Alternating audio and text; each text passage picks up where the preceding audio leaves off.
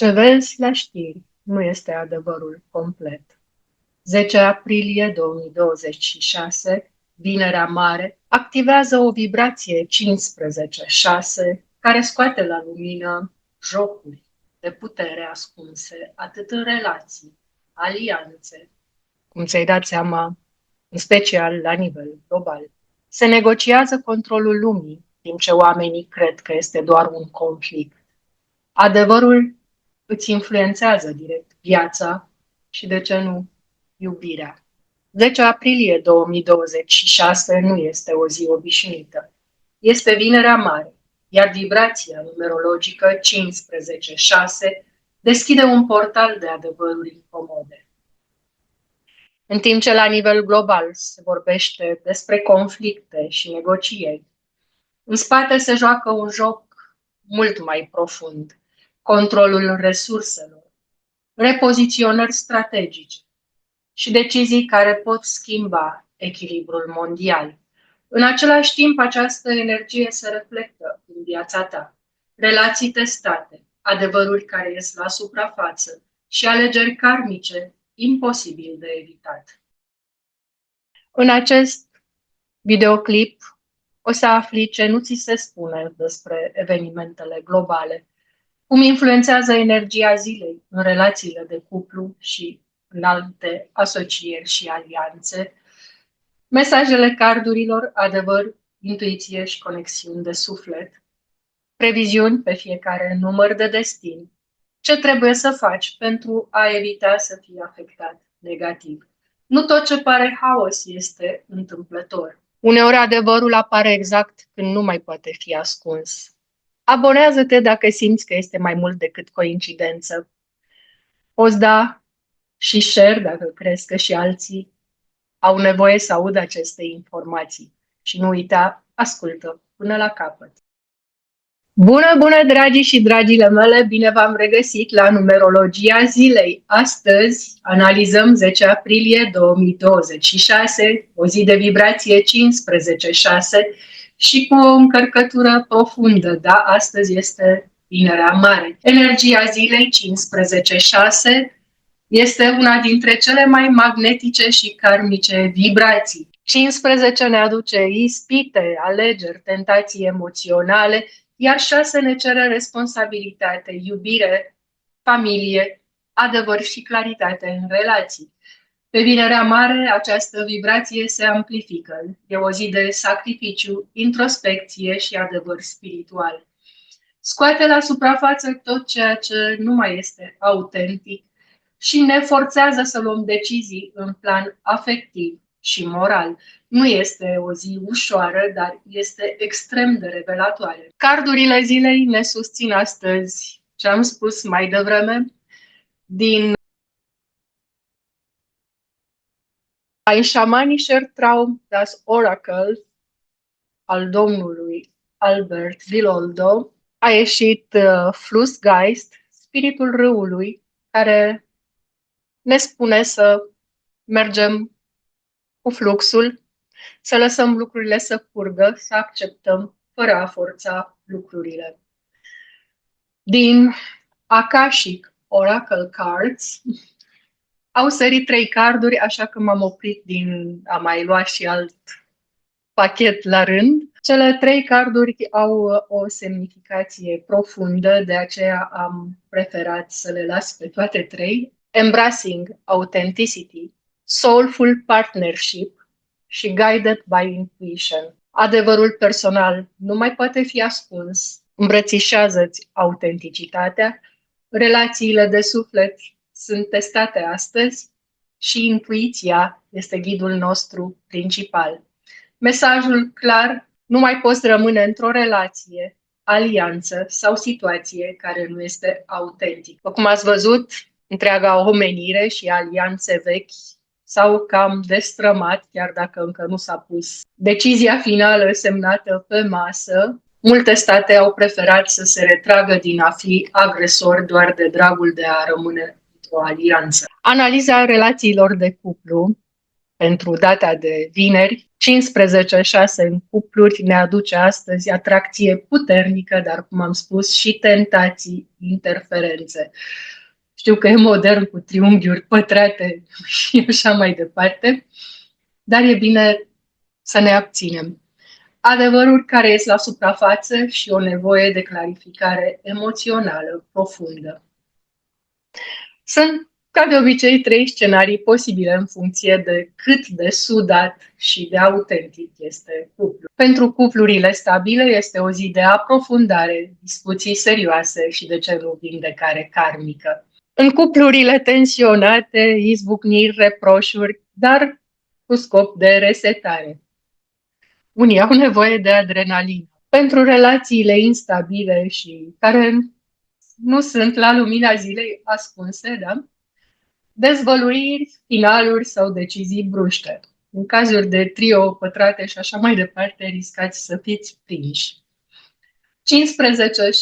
nu permite superficialitate. Ori alegi iubirea autentică, ori se rupe iluzia. Trecem pe scurt la o analiză sociopolitică globală. Energia lui 15-6, la care se adaugă portalul energetic al Vinerii Mari, arată sacrificiu, expunerea adevărului, recalibrare de putere globală.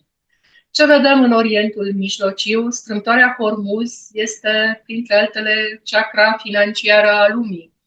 Tensiune între control militar versus control energetic. În interpretare numerologică, deciziile pe care le-au luat liderii Donald Trump, Netanyahu și liderii iranieni cu privire la strâmtoarea Hormuz arată cam așa. Donald Trump, reacții impulsive, vibrație de 15 negativ, ego plus control, dar retragerea arată că a folosit în mod pozitiv puterea lui 6, evitând distrugerea totală.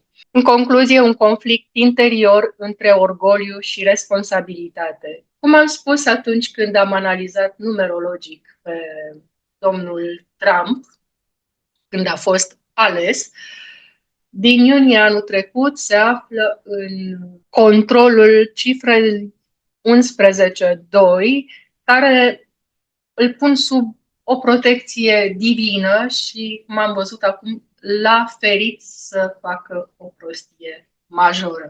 Da? Dumnezeu ne iubește pe toți, nu doar pe El, și să sperăm că până în iunie, când va schimba pe vibrația lui 3 și va redeveni diplomat și, de ce nu, puțin fanfaron, să fim cu toții feriți de decizii greșite. Benjamin Netanyahu este prins într-un ciclu karmic de putere, a căzut în partea negativă a lui 6, este în acest moment dependent de susținere externă, deci vulnerabil. Iranul și Hormuzul astăzi este într-o vibrație de control strategic, 8-6.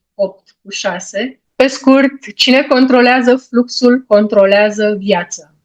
Exact ca mesajul cardului, Flussgeist, controlul fluxului. Nimic nu e întâmplător.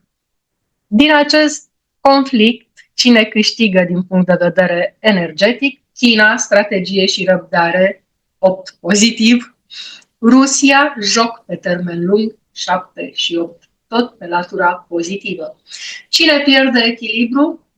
SUA, presiune internă, 5-6 aducători de conflict. Alianțele tradiționale, care nu se vede cu ochiul liber, se destramă. Inclusiv NATO a intrat în destabilizare. Vibrația globală, după cum vedem, lumea trece de la forță militară la războiul economic, control energetic și strategic. Previziuni pe numere de destin. Numărul 1 astăzi are decizii importante de luat și se testează ego-ul.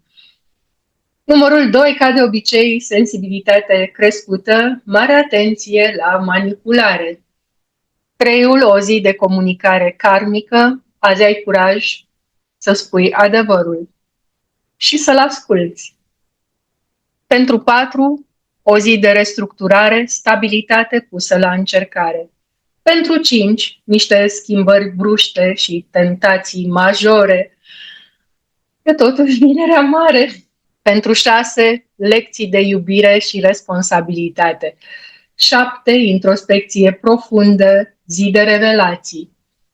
Numărul 8, jocuri de putere versus pierdere, da? Jocuri de control. Numărul 9 astăzi, dincolo de închiderile karmice pe care le tot experimentează de ceva timp încoace, astăzi nu este o zi doar de final, este o transmutare energetică, o eliberare de roluri vechi, o trecere la un nivel superior de conștiință. Pentru numărul de destin 9 astăzi este o zi în care renunț la cine credeam că sunt, pentru cine devin. Numerele maestre, numărul 11, este foarte activă intuiția ta astăzi. 22, construcții mari, dar cu presiune enormă. Să nu uităm, Donald Trump se confruntă, se pare, în Senatul, în Congresul American, cu o nouă, cum se zice, impeachment sau moțiune de cenzură, cum e la români, da? Pentru 33 astăzi, iubirea este sacră, dar cere sacrificiu. Runele zilei astăzi, în mod surprinzător, Hagalas ne lasă să respirăm, a preferat să nu mai iasă în față, dar au ieșit pentru a ne susține la guz, flux, emoții subconștient. De ce nu? Feminitate, dulceață, sensibilitate și Chenaz, iluminare și adevăr revelat. Cristalele zilei, cuarț roz pentru vindecare emoțională, ametist pentru claritate și protecție, piatra lunii pentru intuiție, rodonit pentru echilibru în relații. Talismanele zilei, tot ce aveți ca simboluri de protecție divină, cruce, inimă, ceva să sugereze apa, fluxul.